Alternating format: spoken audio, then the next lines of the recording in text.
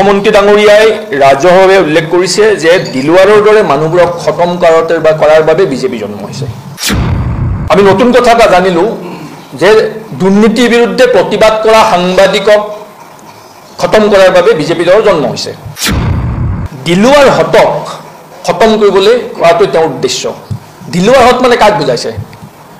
হয় দুৰ্নীতিৰ বিৰুদ্ধে মাত মতা সাংবাদিক দিলৱাৰৰ বিষয়ে কৈছে, আৰু নহয়তো মুছলমান দিলৱাৰৰ বিষয়ে কৈছে। কোঅপাৰেটিভ এপেক্স বেংকত বহু অনিয়ম চলি আছে, আৰু সেই অনিয়মবিলাকৰ বিৰুদ্ধে মাত মাতিব যোৱা সাংবাদিকৰ বিৰুদ্ধে মুখ্যমন্ত্ৰী ডাঙৰীয়াৰ যিটো ভিণ্ডিক্টিভ এটিটিউড, যিটো তেওঁৰ আক্ৰোশমূলক মনোভাৱ প্ৰকাশ পাইছে, সেইটো গৰিহণাৰ যোগ্য। যোৱাকালি মুখ্যমন্ত্ৰী ডাঙৰীয়াই ৰাজহুৱাভাৱে উল্লেখ কৰিছে যে দিলৱাৰৰ দৰে মানুহবোৰক খতম কৰাৰ বাবে বিজেপি জন্ম হৈছে। আমি নতুন কথা এটা জানিলোঁ যে দুৰ্নীতিৰ বিৰুদ্ধে প্ৰতিবাদ কৰা সাংবাদিকক খতম কৰাৰ বাবে বিজেপি দলৰ জন্ম হৈছে। দিলীপ শইকীয়া ডাঙৰীয়া, আপোনালোকৰ দলৰ অসমৰ চৰকাৰৰ মুখ্যমন্ত্ৰীয়ে কৈছে যে দিলৱাৰ হতৰ দৰে মানুহবোৰক খতম কৰাৰ বাবে বিজেপি জন্ম হৈছে। কথাষাৰ সত্য নেকি? এই কথাষাৰ দিলীপ শইকীয়া ডাঙৰীয়াৰ পৰা মই ৰাজহুৱাভাৱে অনুৰোধ জনাইছোঁ, তেখেতে বিষয়টো এবাৰ স্পষ্ট কৰি দিয়ক, নহ'লে ৰাইজৰ মনত ভুল ধাৰণাৰ সৃষ্টি হ'ব। দিলৱাৰ হতক খতম কৰিবলৈ কৰাটো তেওঁৰ উদ্দেশ্য। দিলৱাৰ হত মানে কাক বুজাইছে? হয় দুৰ্নীতিৰ বিৰুদ্ধে মাত মতা সাংবাদিক দিলৱাৰৰ বিষয়ে কৈছে, আৰু নহয়তো মুছলমান দিলৱাৰৰ বিষয়ে কৈছে। কোনোবা এটা হয়। যদি দুৰ্নীতিৰ বিৰুদ্ধে মাত মতা দিলৱাৰ হতৰ দৰে সাংবাদিকসকলৰ কথা কৈছে, তেতিয়াহ'লে এইটোত আমি আচৰিত হোৱা নাই, কাৰণ অতি দুৰ্নীতিগ্ৰস্ত চৰকাৰ এখনৰ বাবে এইটো অতি স্বাভাৱিক। কিন্তু যদি দিলৱাৰ হতৰ দৰে মুছলমানৰ বিৰুদ্ধে কথা কৈছে, তেতিয়াহ'লে আমি ক'ব বিচাৰোঁ যে মুখ্যমন্ত্ৰী ডাঙৰীয়া, আপোনালোকৰ চৰকাৰখন কিমান দুমুখীয়া, আপোনাৰ দলটো কিমান দুমুখীয়া। আপুনি দিলৱাৰ হতক খতম কৰাৰ কাৰণে দল গঠন কৰিছে, বিজেপি দল গঠন হৈছে, ইফালে সেই দিলৱাৰ হতৰ পদূলি নিৰ্বাচনত আপোনাক ভোট ভিক্ষা কৰি ঘূৰি ফুৰে।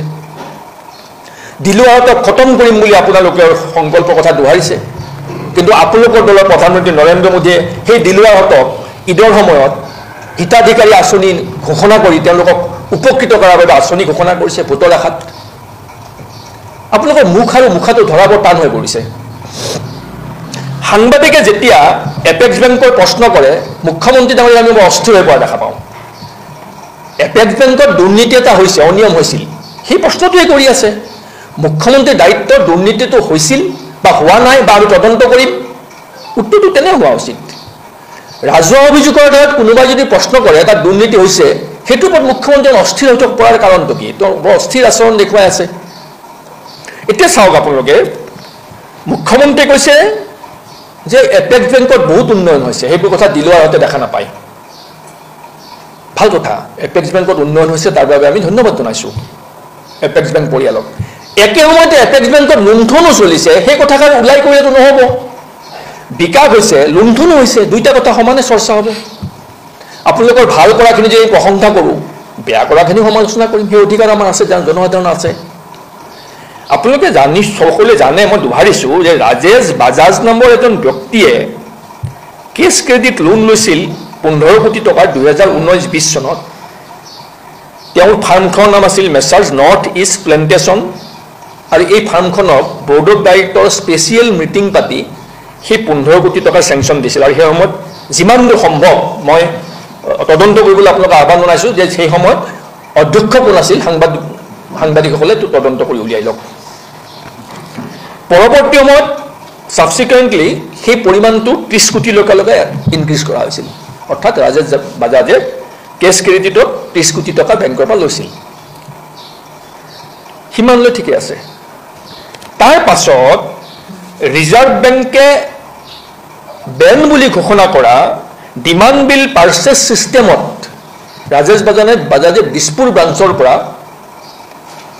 20 কোটি 30 লাখ টকাৰ আদায় কৰিছিল।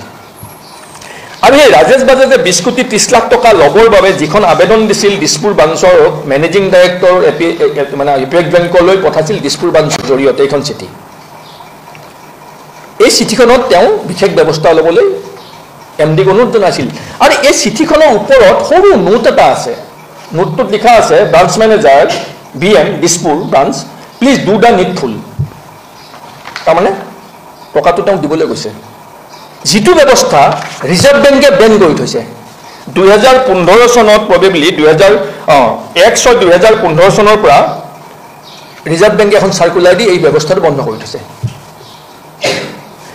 তাৰপিছত বেংক গ্যাৰান্টি লৈ গৈছে 10 কোটি টকাৰ 30 কোটি টকাৰ কেছ ক্ৰেডিট 10 কোটি টকাৰ বেংক গ্যাৰান্টি আৰু 20 কোটি 30 লাখ টকাৰ বিল ডিমাণ্ড বিল পাৰ্চেছ ব্যৱস্থাৰে নিছে যিটো ব্যৱস্থা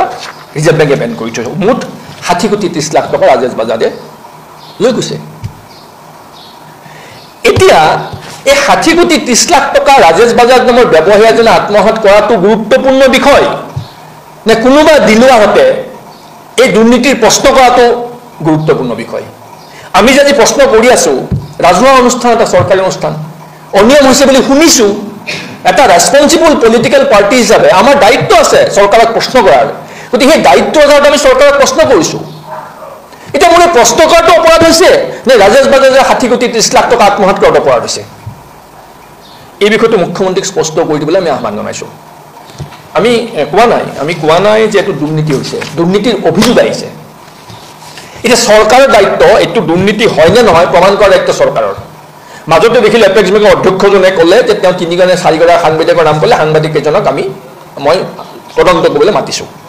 সাংবাদিক কেজনক আমি শ্ৰদ্ধা কৰো কিন্তু হাস্যকৰ কথা এটোই এটা বেংকৰ আভ্যন্তৰীণ হিচাপ নিকাছ বেংকত কৰ্তৃত্বই সাংবাদিকক চাব দিবনে বাৰু এটা নাভূত নাস্তুত কথা কোৱা নাই নে অদ্ভুত কথা এটা কোৱা নাই নে কিয় চাবলৈ দিব আমি চৰকাৰক দাবী জনাইছো যে কোঅপাৰেটিভ এপেক্স বেংকৰ যিবোৰ অনিয়মৰ অভিযোগ উঠি আছে এই 60 কোটি 30 লক্ষ টকা আত্মহত্যা কৰা হৈছে আৰু বিধিগত পন্থাৰে টকাটো তেওঁক দিয়া হোৱা নাছিল ইয়াত ৰাজনৈতিক পৃষ্ঠপোষকতা আছিল বুলি অভিযোগ আহিছে এই বিষয়টো তদন্ত কৰিবলৈ এখন এছআইটি গঠন কৰক আৰু হাইকোৰ্টৰ নিয়ন্ত্ৰণত হাইকোৰ্টৰ তত্ত্বাৱধানত এই তদন্তটো হ'ব লাগে ন্যায়ালয়ৰ তত্ত্বাৱধানত এই তদন্ত হ'ব লাগে গতিকে মুখ্যমন্ত্ৰীক আমি আহ্বান জনাইছো যে আপুনি এপেক্স বেংকৰ কথা শুনিলে অস্থিৰ হোৱাতকৈ বা কোনোবা দিলুৱাৰ হতক গালি পাই থকাতকৈ আপুনি আপোনাৰ স্বচ্ছতা আপোনাৰ যেটো দৃঢ়তা এইটো প্ৰমাণ কৰি দিয়ক এখন এছআইটি ফৰ্ম কৰক সো হাইকোৰ্টৰ তত্ত্বাৱধানত যাতে তদন্ত হ'ব পাৰে বা হাইকোৰ্টৰ জন জাষ্টিস বা ৰিটায়াৰ্ড জাষ্টিসৰ দায়িত্ব দিয়ক তদন্ত কৰাৰ বাবে তাৰপিছত গোটেই কথাটো স্পষ্ট হৈ যাব যদি দুৰ্নীতি হোৱা নাই হোৱা আমি নাই হোৱা বুলি ক'ম যে অভিযোগ আহিছে আমিতো যিকোনো ৰাইজে সচেতন জনসাধাৰণে জাতীয় সংগঠনে ৰাজনৈতিক দলসমূহৰ দায়িত্বটো কি আমাৰ দায়িত্বটো চৰকাৰক ফুলভ্ৰান্তিবোৰ আঙুলিয়াই দিয়া চৰকাৰে কলা ফুলভ্ৰান্তিবোৰ আঙুলিয়াই দি যাতে চৰকাৰখন সঠিক পথত থাকিব পাৰে সেইটো আমি নৈতিক দায়িত্ব পালন কৰিছো চৰকাৰখনে ভাল পাব লাগিছিল মুখ্যমন্ত্ৰী ডাঙৰীয়াই ভাল পাব লাগিছিল কাৰণ তেওঁৰ দৃষ্টিগোচৰ হোৱা নাই চাগে এই দুৰ্নীতিটো তেওঁৰ দৃষ্টিগোচৰ হোৱা নাই কোনোবাই তেওঁৰ দৃষ্টিগোচৰ কৰাই দিছে তেওঁ আনন্দ পাব লাগিছিল তেওঁ ধন্যবাদ দিব লাগিছিল প্ৰশংসা কৰিব লাগিছিল আৰু তদন্ত ঘোষণা কৰিব লাগিছিল এটা মুখ্যমন্ত্ৰী কাম সেয়াহে গতিকে আমি যেটো অত্যন্ত আক্ৰোশমূলকভাৱে হিমন্ত বিশ্ব শৰ্মা চৰকাৰ দুৰ্নীতিৰ কথা কোৱা সকলৰ বিৰুদ্ধে আক্ৰোশমূলকভাৱে ব্যৱস্থা গ্ৰহণ কৰাৰ প্ৰতিহোধ পৰায়ণতা মনোবৃত্তিৰে তেওঁলোকৰ বিৰুদ্ধে ব্যৱস্থা গ্ৰহণ কৰাৰ যেটো প্ৰৱণতা ৰাজহুৱাভাৱে প্ৰকট কৰি দিয়া হৈছে এটো গণতন্ত্ৰৰে ভয়াবহ গতিকে গণতন্ত্ৰক যদি সুস্থভাৱে ৰখাৰ প্ৰয়োজন আছে বুলি ভবা যায় গণতন্ত্ৰৰ চতুৰ্থ স্তম্ভক শক্তিশালী কৰি ৰাখিবই লাগিব গতিকে গণতন্ত্ৰৰ আটাইবোৰ স্তম্ভ নিষেধ কৰি দিয়া যে গণতন্ত্ৰ বাছি নাথাকে কাৰণ তিনিটা স্তম্ভত কেৱল লাগিলেই এই এটা স্তম্ভই বাকী আছে টু সাম এক্সটেন্ট আমি ন্যায়ালয়ৰ ওপৰত বিশ্বাস ৰাখো এতিয়াও আমাৰ আশা আছে বিশ্বাস আছে যে ন্যায়ালয়ে কিবা এটা কৰিব সেই বিশ্বাসটো জীয়াই ৰাখক ন্যায়ালয়ক স্বতন্ত্ৰভাৱে কাম কৰাৰ সুবিধা দিয়ক আৰু সংবাদ গোষ্ঠীক নিজৰ দায়িত্ব পালন কৰাৰ কাৰণে অধিকাৰ দিয়ক এই ব্যৱস্থাৰ দুটাৰ বিৰুদ্ধে যাতে আক্ৰোশমূলকভাৱে প্ৰতিহোধ পৰায়ণভাৱে ব্যৱস্থা গ্ৰহণ নকৰে তাৰ বাবে মুখ্যমন্ত্ৰীক আমি আহ্বান জনাইছো মইতো ভাবো যে আসলতে দিলুৱাৰক খতম কৰাৰ যেটো ৰাজহুৱা ভাবুকি প্ৰদান কৰিছে এটো আসলতে তেখেতে নিয়মমতে এটোৰ বাবে কিবা এটা নিশ্চিতভাৱে আইনৰ পৰা ন্যায় বিচৰাটো উচিত কাৰণ কালি কৈছে খতম কৰাটো উদ্দেশ্য আজি ককাকৰ শিক্ষক বোধ হয় মই যিমান দূৰ জানো গতিকে এই যেটো ভিন্ডিক্টিভ এটিটিউড যেটো তেওঁলোকৰ আক্ৰোশমূলক মনোবৃত্তি মুখ্যমন্ত্ৰী বা বিজেপি চৰকাৰখনৰ এটো গণতন্ত্ৰৰ বাবে অতি ভয়াবহ হৈ পৰিছে গতিকে ইয়াৰ বিৰুদ্ধে ৰাইজে কিন্তু মাৰবান্ধি থিয় দি এখন চৰকাৰৰ স্বেচ্ছাচাৰিতা আৰু অগণতান্ত্ৰিক সিদ্ধান্তসমূহৰ বিৰুদ্ধে জনসাধাৰণে থিয় দি আগবাঢ়ি অহাটো ভাল নহলে যি পাতকাৰ বালি লৈ সেই পাতকাৰ ফুক দিবলৈও সাংবাদিক বন্ধুসকলে মনত ৰখা ভাল আজি দিলুৱাৰ কালি অন্য কোনোবা এজন আক্ৰমণৰ লক্ষ্য কিন্তু সকলো হ'ব এই কথাষাৰ সকলো জনা ভাল ৰাইজেও জনা ভাল যেতিয়ালৈকে আমাৰ নিজৰ ক্ষতি নহয় চৰকাৰখনৰ জনবিৰোধী কাম কাজে আমাৰ সমাজখনত বা আমাৰ ব্যক্তিগত ক্ষতি নকৰে তেতিয়ালৈকে আমি নীৰৱ হৈ থাকোঁ যিদিনাখন আমাৰ ব্যক্তিগত ক্ষতি হ'ব সমাজখন আমাৰ সমাজখনৰ ক্ষতি হ'ব সেইদিনা আমি প্ৰতিবাদ কৰিম আমাকো দিলুৱাৰৰ নিচিনা ব্যৱহাৰ কৰিব আপোনালোককো দিলুৱাৰৰ নিচিনা ব্যৱহাৰ কৰিব খতম কৰি দিয়াৰ ভাবুকি দিব গণতন্ত্ৰ এনেকৈ চলি থাকে নেকি